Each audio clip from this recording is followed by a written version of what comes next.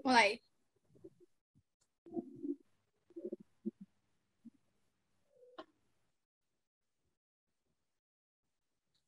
Oke, Assalamualaikum warahmatullahi wabarakatuh. Selamat siang semuanya. Halo, kembali lagi di dalam segmen Hello Talent, Kementerian Karya dan Potensi Mahasiswa BEM FMIPA UNS. Oke, seperti yang kita tahu nih, kalau Hello Talent, kita akan berbincang-bincang nih sama mahasiswa berprestasi yang ada di FMIPA UNS. Kalau kita flashback nih, Hello Talent sebelumnya tuh kita udah pernah berbincang sama Duta Kampus, sama peringkat 1 Mawapres di FMIPA, dan juga Mbak Keren yang berhasil kuliah luar negeri, yaitu student exchange. Nah, bintang tamu yang kali ini tuh gak kalah keren banget dari bintang tamu sebelumnya. Yang satu ini merupakan wujud nih, bahwa mahasiswa MIPA tuh gak cuma bisa meneliti, gak cuma unggul di bidang akademik aja, tapi bisa mengkolaborasikan antara akademik dan non-akademiknya. Seperti bintang tamu kita yang saat ini sudah hadir bergabung bersama kita, ada Mas Dimas Rayindra Baskara. Halo, Mas. Iya, halo, selamat siang.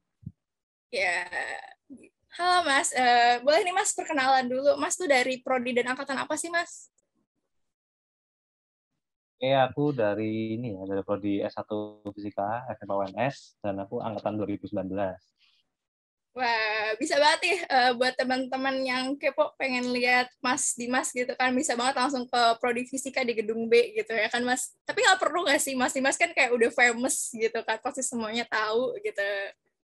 Nih kalau boleh tahu Oh, nih kayak Mas. gitu. Ya, saya bisa ketemu di depan sekre ya, depan sekre. Maaf, saya sering di situ. Sering mejeng gitu ya Mas ya. Ya dong. Oke, boleh tahu nih Mas, kesibukan Mas Dimas tuh saat ini ada apa aja sih Mas? Untuk kesibukan sendiri ya, terutama kuliah ya, yang jelas. Yang utama itu kuliah, terus juga nyambi kerja juga. Aku nyambi freelance desainer grafis juga. Sama kalau misalnya sering juga ada tawaran-tawaran buat ngedit video seperti itu. Jadinya aku fokusnya kuliah tapi juga nyambi kerja. Wah, keren banget ya Mas. Kayak udah kuliah, kerja, tapi bisa berprestasi gitu kan. Bisa banget nih teman-teman harus mencontoh gitu Mas Dimas. Tapi Mas Dimas ini nggak cuma sibuk itu aja kan Mas. Mas Dimas ya kalau aku dengar desas-desusnya nih kan kayak juga aktif nih di organisasi atau kepanitiaan yang ada di MIPA. Boleh dong Mas spill apa aja tuh? Kalau di UNS sendiri aku di FMIPA sendiri ya, aku tuh di apa namanya di Mafis ya, himpunan mahasiswa fisika sendiri di lingkungan prodi. Dan untuk kepanitiaan aku lebih sering di PKKMB ya, PKKMB fakultas. Ya itu udah 2 kali aku ikut sebagai koordinator operasional dan juga sebagai SC seperti itu. Dan kalau misalnya di luar dari UNS aku ikut di komunitas-komunitas desain ya untuk info-info lomba dan juga info-info desain seperti itu. Juga untuk volunteer biasanya juga kalau ada baksos dan apa aku juga ikut juga seperti itu. Wah, gila. Keren banget nih Mas Dimas, teman-teman. Walaupun di masa pandemi gini nih nggak menghalangi Mas Dimas buat aktif, berkarya, dan menghasilkan prestasi. Nah, seperti yang udah disebutkan tadi nih, Mas Dimas itu juga baru aja menang lomba videografi loh. Kira-kira pada kepo nggak sih Mas Dimas tuh abis menang apa?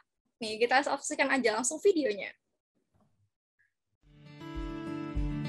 Hari ini kita ngomongin nuklir. Bukan yang ini, tapi yang ini. Energi nuklir. Tapi buat apa? Check this out. Pada pakai masker selain dari corona, tapi polusi udara. Solusinya apa ya? Ini.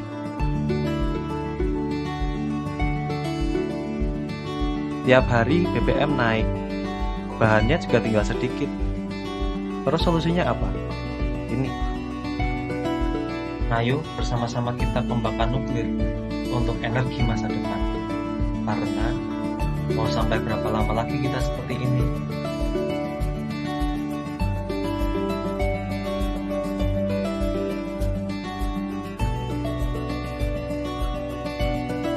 Ready to move on?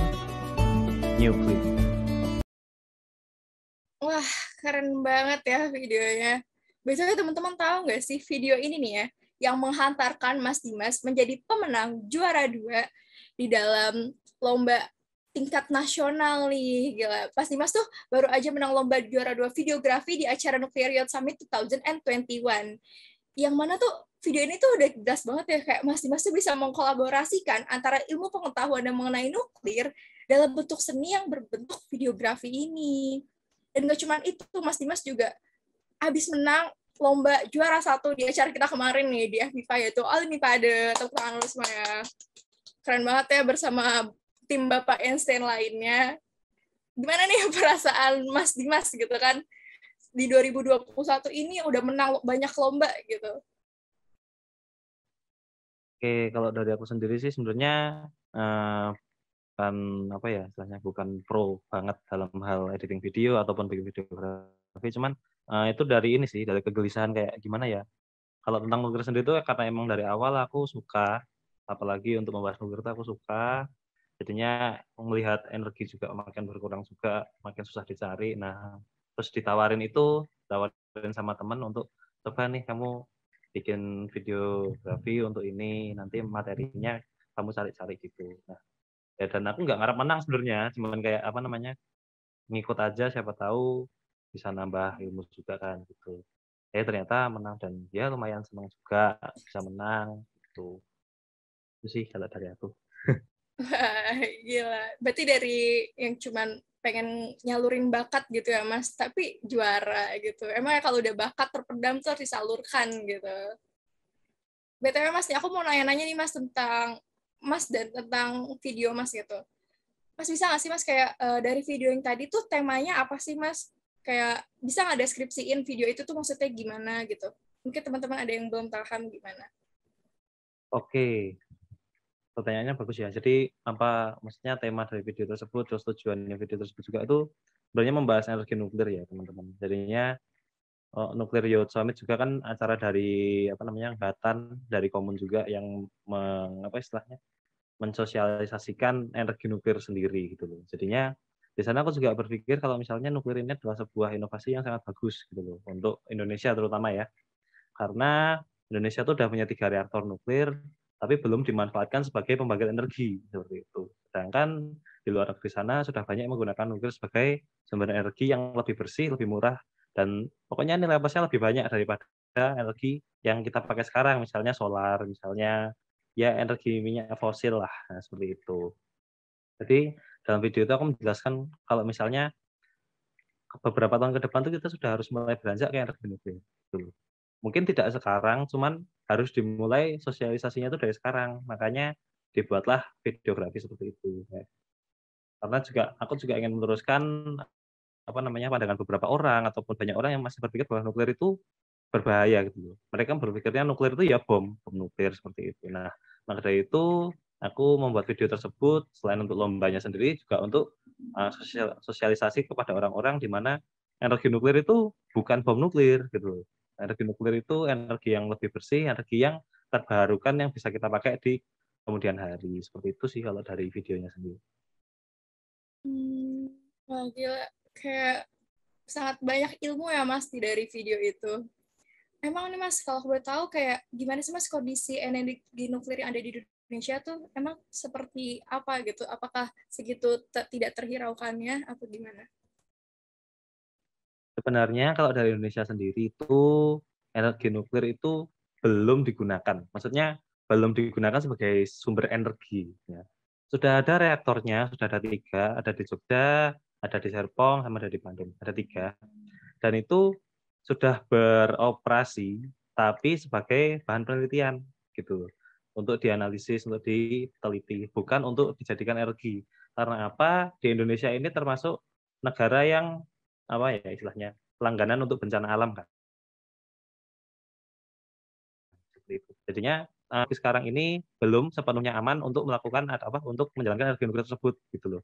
Nah, namun seiring dengan apa namanya perkembangannya teknologi itu pasti akan apa namanya akan dipakai kemudian hari gitu loh. Nah, jadinya kita sudah nyicil nih, istilahnya sudah nyicil, sudah ada reaktornya, sudah ada badan yang mengawasinya, Batan.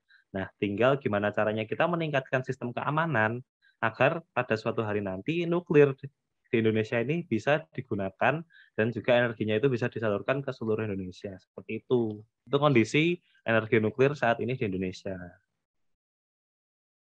Wah, menarik banget nih. Udah mulai panas sepertinya di pembicaraannya. Nih mungkin dari teman-teman nih, ada yang mau bertanya-tanya lagi nih tentang energi nuklir atau tentang bakat Mas Dimas dalam membuat seni ini gitu.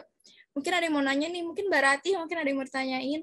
Oke, aku pengen nanya nih sama Dimas, belajar videografi atau desain itu dari mana sih? Boleh tahu nggak? Oke, belajar videografi dari mana itu sebenarnya dari YouTube. Enggak sih, pertamanya itu dari IG, dari Instagram. Aku kan sering explore gitu kan. Di explore tuh sering lihat apa namanya, tiba-tiba ada editing, entah itu editing grafis ataupun video gitu kan. Aku cuma lihat, pertamanya cuma lihat aja, kok lama-lama kayaknya bisa nih bikin gitu kan. Terus akhirnya waktu awal kuliah aku apa namanya, dimodali lah, istilah dimodali sebuah laptop yang cukup mumpuni untuk apa namanya, editing seperti itu. Nah, akhirnya daripada wah sia-sia dong nanti kalau laptopnya cuma dibuat apa namanya, nge-game atau untuk kuliah biasa kan nggak worth it gitu kan. Akhirnya aku udahlah coba kita download aplikasi untuk editing entah itu audio, video ataupun desain grafis gitu. Akhirnya setelah itu aku download, aku coba-coba sendiri dulu, kok jelek, kok maksudnya nggak rapi dan lain-lain. Akhirnya aku baru pindah ke YouTube, lihat-lihat referensi dan lain-lain seperti itu. Nah, gila, emang berarti otodidak gitu ya Mas ya? Iya sih, bisa dibilang otodidak juga. Tapi ya gurunya tutorialnya itu. Gimana Mbak Rati, ada feedback gak nih Mbak Rati? Selanjutnya ada lagi nih dari teman-teman yang mau nanya, bisa raise hand atau langsung on mic aja nih. Ada nggak nih yang mau nanya duluan?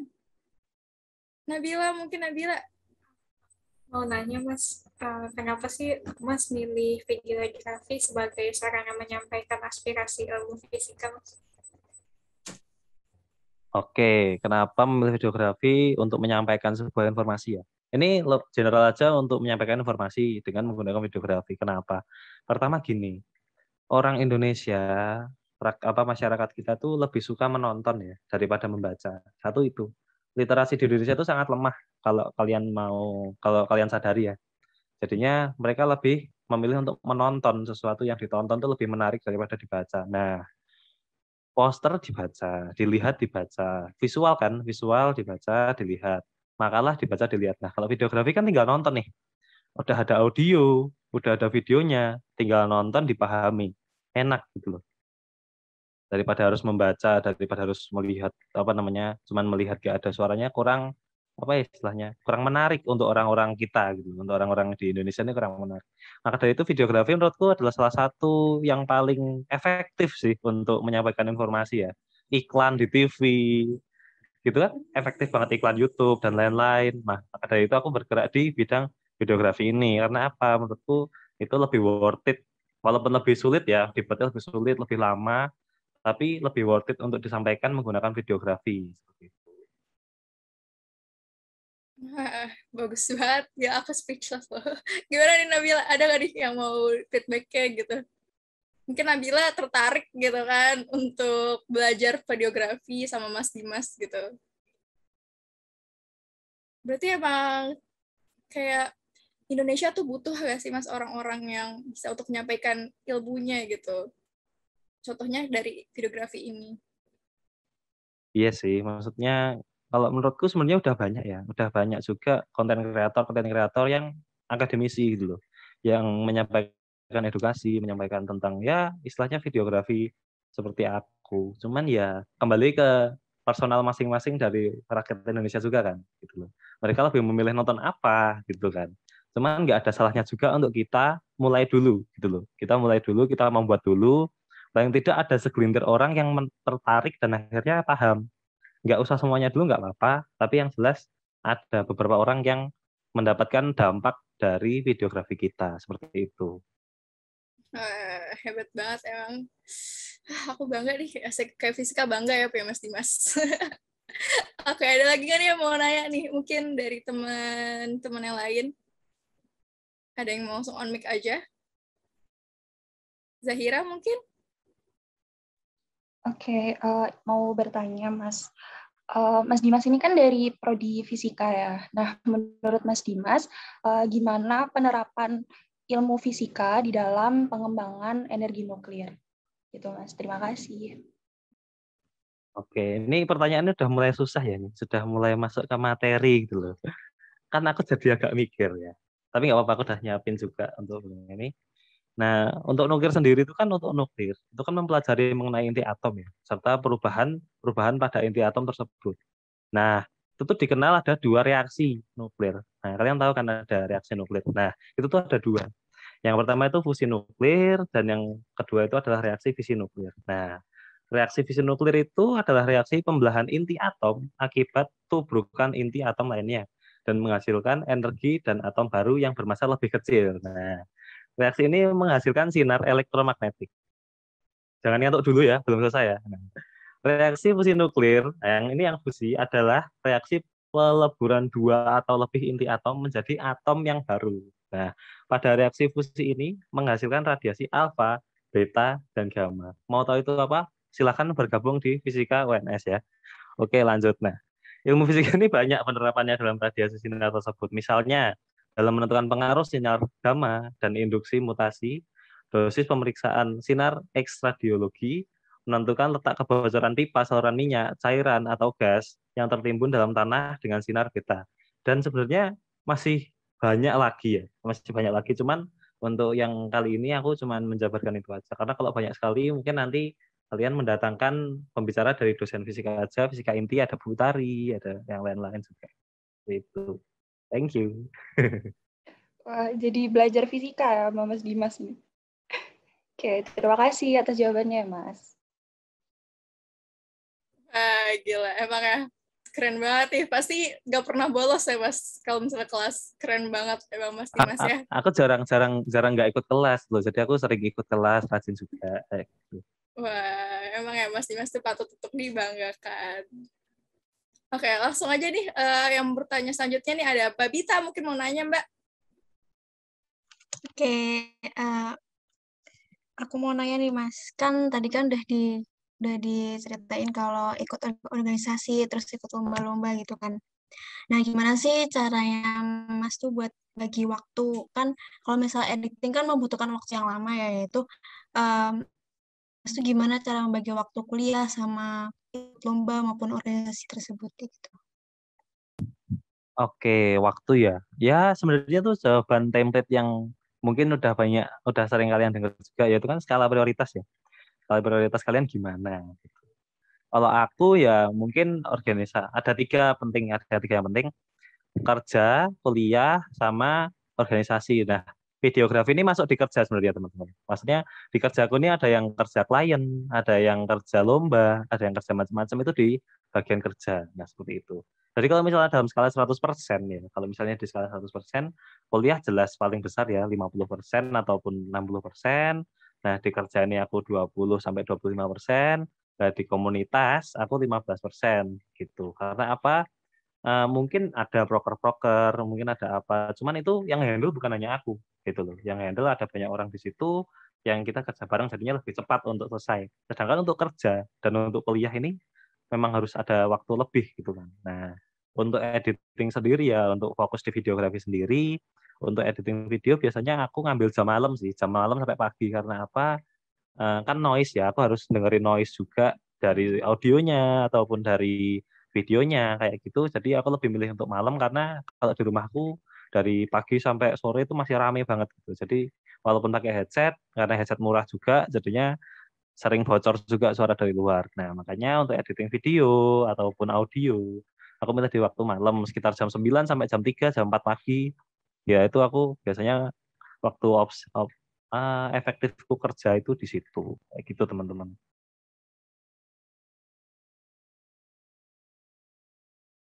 Wah, keren banget tuh jawabannya. Gimana Mbak Bita, ada tanggapan nggak nih Mbak? Terus mau ini juga dong, mau tanya Mas, aplikasi apa yang dipakai buat editing itu? Maupun desain maupun videografi. Oke, untuk desain grafis ya. Desain grafis ataupun ilustrasi seperti itu aku pakainya di Illustrator, Adobe Illustrator.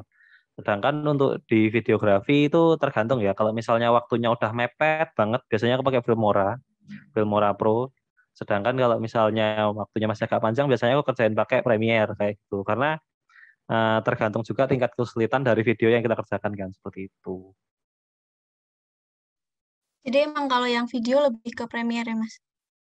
Iya, sebenarnya kalau pengen lebih rapi, mau lebih bagus, mau lebih profesional, itu diusahakan pakai After Premiere Effect. Pro. Kalau After Effect gimana, Mas? Kalau After Effect itu sebenarnya aku belum terlalu pakai ya, belum terlalu pakai After Effect. Cuman kalau After Effect itu aku baru menerapkannya malah ke ilustrasiku, ke ilustrasi ke desain grafisku gitu loh. Jadinya menjadi animasi 2 dimensi seperti itu. Tapi ini ya masih belajar lah ya, orang namanya juga masih tahap belajar gitu. Pelan-pelan. Oke, siap Mas. Makasih atas jawabannya. Wah, keren banget nih tanya jawabnya. Selain dapat ilmu fisika, tadi setelah Zahira nanya, abis Mbak Bita kita dapat ilmu dalam editing. Keren banget nih. Selanjutnya nih, di mana lagi nggak nih? Mas Lintang, gimana? Mas Lintang mau nanya nggak, Mas? Oke. Sekarang gantian nih ya, Mas Dim. Oke, kan ini nih Dim, kamu kan banyak ikut lomba, terus beberapa juga ada yang menang, juara lah. Kayak ada nggak sih hal positif apa yang bisa kamu ambil gitu dari setelah mengikuti berbagai rangkaian lomba yang pernah kamu ikutin gitu. Udah sih. Oke, jadi untuk hal positif yang aku dapetin lomba dari perlombaan ya. Yang pertama tuh ini, jadi ada rasa untuk bersaing satu. Karena kadang-kadang kita tuh hidup kayak ya udahlah belajar aja, ya udahlah yang penting lulus, ya udahlah yang penting nilainya aman, nggak ngulangi, kan gitu kan. Tapi jadinya kita stuck gitu, stuck di situ, nggak ngapa-ngapain, kayak hidup aman aja gitu kan.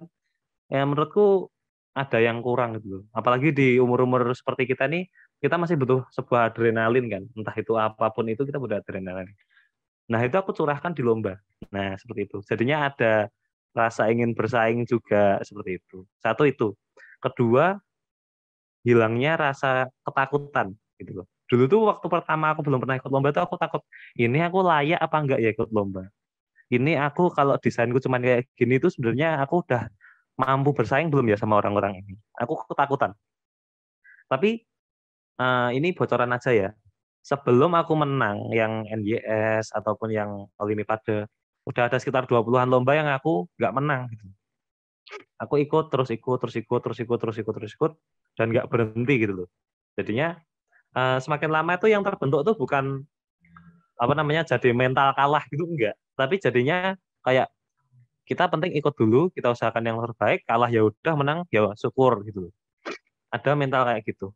Nah, itu yang sebenarnya penting gitu. Mental nggak takut kalah, mental berani bersaing. Itu tuh yang menjadi sebuah apa namanya? Sangu kalian. Yang jadi sebuah bekal kita ke depannya gitu. Untuk menghadapi dunia kerja karena ini nggak seberapa gitu loh menurutku. Untuk lomba-lomba kayak gini itu tantangannya tuh nggak seberapa dengan yang besok kita akan hadapi di dunia kerja. Akan lebih jauh lebih keras lagi kan. Persaingannya apalagi karyawan satu dengan karyawan yang lain. Nah, jadi itu sih hal positif yang aku dapetin tiap lomba-lomba yang aku ikuti itu kayak. Wah, gila, banyak banget nih pesannya gitu ya. Kayak untuk terus berjuang, jangan pantang menyerah gitu. Gimana Mas Nintang, ada feedback gak Mas? Sudah, wah mantap lah Dim, lanjutkan. Keren Mantap banget. berarti. Oke, next nih ada lagi yang mau nanya mungkin dari Mbak Salsa, dari Menteri kita nih. Oke, aku juga mau nanya ya. Tadi sebenarnya udah banyak banget sih kayak insight yang didapat. Tapi mungkin aku mau nanya yang agak beda nih, agak melenceng dikit lah ya. Menurut kamu pandangan ilmu fisika di masa depan tuh nantinya bakal lebih dibutuhkan atau tidak? Oke, untuk ilmu fisika di masa depan ya. Sebenarnya tuh nggak usah di masa depan pun ya, di masa sekarang pun masih digunakan terus-menerus. Makanya dari itu di FMIPA masih ada fakultas, masih ada prodi fisika seperti itu. Nah, tapi untuk lebih ke depannya ya, sebenarnya ilmu fisika itu digunakan dalam perkembangan ilmu pengetahuan dan teknologi, gitu kan. Ada juga di IoT, Internet of Things, sistem-sistem detektor, terus juga ada alat-alat kesehatan. Itu tuh dari fisika juga turun tangan ke situ, gitu loh.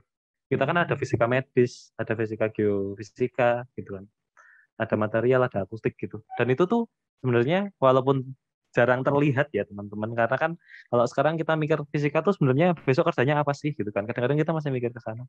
Tapi sebenarnya tuh ada banyak aspek yang menggunakan ilmu fisika di kehidupan sehari-hari seperti itu.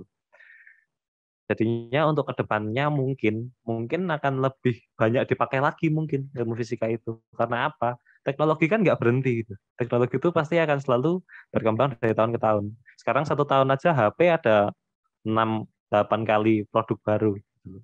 Dan kedepannya pasti akan lebih banyak lagi di berbagai aspek. Nah, itu sih kalau dari aku. Nah, gimana Mbak Sal, ada feedback nggak nih Mbak untuk jawabannya? Enggak sih, udah keren.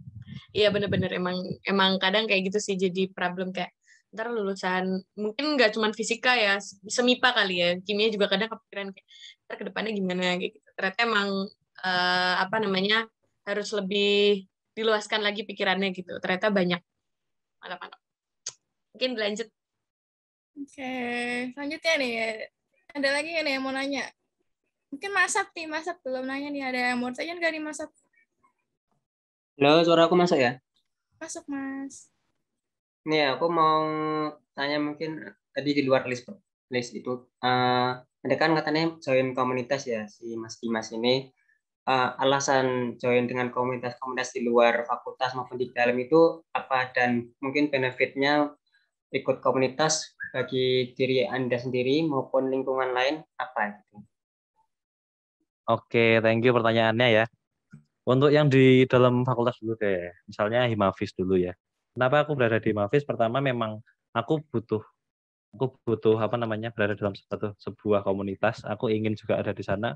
Untuk pertama aku di tahun ini jadi kepala departemen, aku juga ingin merasakan gimana sih posisiku sebagai pemimpin anak-anakku itu seperti apa gitu. Itu menurutku hal yang penting, tapi kadang-kadang orang merasakan itu hal yang sepele gitu. Karena memimpin misalnya ya, memimpin 12 orang itu tidak semudah itu gitu loh. Apalagi memimpin besok kalau misalnya diberi tanggung jawab untuk memimpin banyak orang kayak gitu kan. Jadi aku ingin belajar lagi gimana sih caranya mimpin, gimana sih caranya jadi pemimpin yang baik. Gini itu baik apa enggak, gitu tuh baik apa enggak. Jadinya menjadi ajang aku buat belajar juga di situ. Public speaking juga penting, eksternal, untuk ke eksternal itu penting. Terus untuk di PKKMB sendiri juga sama. Aku di operasional belajar juga lagi caranya live streaming, caranya menggunakan Zoom yang lebih kompleks lagi seperti apa. Itu kan apa ya istilahnya, skill-skill baru yang nggak semua orang bisa gitu. Jadi aku di situ jadi kerasa kayak, oh aku di sini selain cuman repot kepanitiaan, tapi aku juga dapat banyak hal lain gitu loh. Nah itu yang seharusnya teman-teman lain juga pikirkan kalau misalnya mau bergabung di kepanitiaan tuh jangan yang udah pernah gitu loh, jangan yang udah pernah terus, tapi yang kira-kira kamu pengen belajar skill apa di situ, kamu jadi staffnya di situ. Nah tahun depannya silahkan jadi kepalanya, gitu nggak apa-apa seperti itu. Terus untuk yang di luar, yang tadi ya grup-grup ataupun komunitas-komunitas desain, nah jelas ya cari tutorial itu penting banget ya, walaupun misalnya kita ngerasa oh udah menang lomba nih, belum tentu besok menang lagi. Karena apa? Besok itu udah trennya beda lagi gitu loh. Trennya udah menggunakan konsep yang berbeda lagi dan kita nggak bisa pakai itu, jadinya percuma. Jadi kita harus belajar terus. Itu nggak berhenti seperti itu. Yang pertama itu cari tutorial, kedua cari info lomba. Ya tadi aku bilang aku kerja juga, tapi kan aku kerjanya freelance gitu kan. Uangnya nggak pasti gitu kan. Jadinya aku juga nyari lomba-lomba juga yang sekiranya bisa bisa nambah skill juga, dan juga kalau menang juga nambah pemasukan juga kayak gitu. Itu kalau di komunitas yang desain yang luar seperti itu sih. Thank you. Oke, gimana Mas? Ada feedback? Oke, terima kasih jawaban yang luar biasa dari Dimas. Oke, mungkin dari teman-teman ada yang mau tambahin, kan tanya-tanya dikit-dikit lagi. Cukup? Oke, aku mau nanya satu terakhir, coba Mas. Mau nanya dong Mas, tuh tips-tips ngedit gitu Mas, buat kita yang mau belajar editing gitu. Oke, tips-tips ngedit ya. Tips-tips ngedit. Sebenarnya tuh pertama belajar gabungin video. Gitu. Gabungin video dulu ataupun apa namanya? Dari potongan-potongan video atau apa lucu kayak atau apa. Dulu tuh aku berawal dari situ. Jadi aku dulu tuh suka ini kan, suka meme yang video. Terus aku gabung-gabungin, aku kasih apa namanya?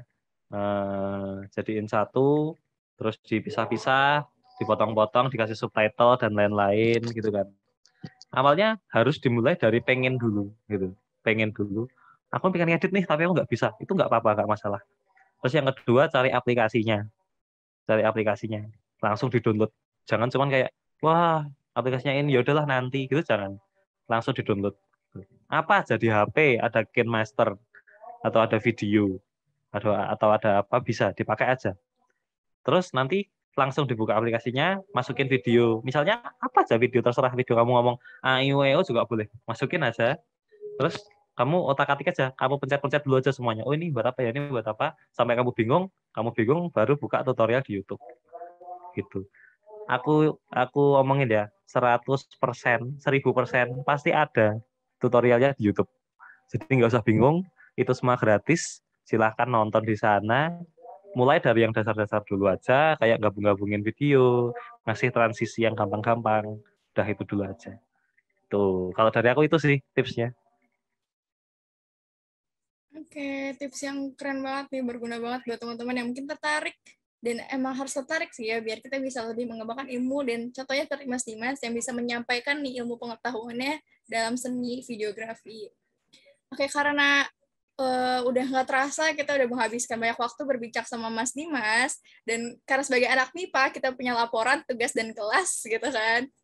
Mari kita sudahi yuk. Tapi sebelumnya nih Mas, aku mau minta foto dulu. Kayak harus gitu kan. Mari kita foto dulu. Siapa nih? Mungkin ada yang berpartisipasi, panitia yang bertugas untuk tukang foto-foto gitu. Mbak Bita mungkin? Boleh, ayo. Sini aku hitungin ya.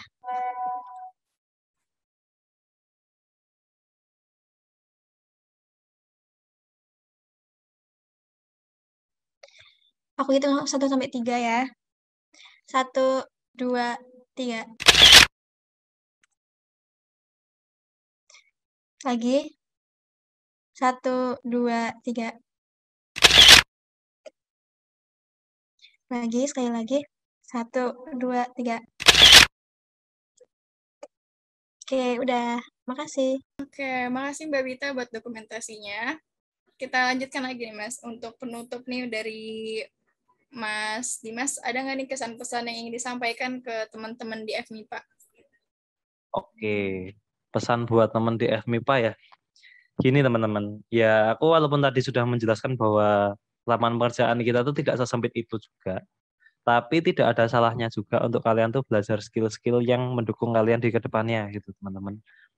Terutama di era digital kayak gini ya. Di era dimana semuanya itu serba elektronik, serba digital, silahkan belajar juga skill-skill yang mendukung itu. Gitu loh. Seperti aku misal ada videografi, ada desain grafis, seperti itu. Dan masih banyak lagi, ada desain web, UI UX, developer web, apa saja yang kira-kira tuh kalian lihat itu masih banyak yang butuh gitu. Karena apa? Oke, misalnya kalian pinter, oke, misalnya kalian punya channel dan apa-apa nggak masalah. Cuman bagi kalian yang merasa biasa-biasa saja, bagi kalian yang merasa masih bingung besok mau kerja di mana, nggak ada salahnya untuk kalian belajar hal-hal seperti ini, gitu. Nanti kalau kalian udah merasa mungkin bisa ikut lomba-lomba. Dari lomba-lomba itu kalian juga nanti bisa dapat channel-channel yang misalnya membantu kalian di masa depan seperti itu. Jadinya jangan menyerah di apa namanya? Bukan jangan menyerah sih, jangan terpaku hanya di kuliah saja. Kalian harus punya skill-skill lain yang menopang kalian ke depannya, seperti itu. Itu sih kalau dari aku. Thank you. Wah, pesan yang menarik banget ya. Tepuk tangan buat Mas Dimas.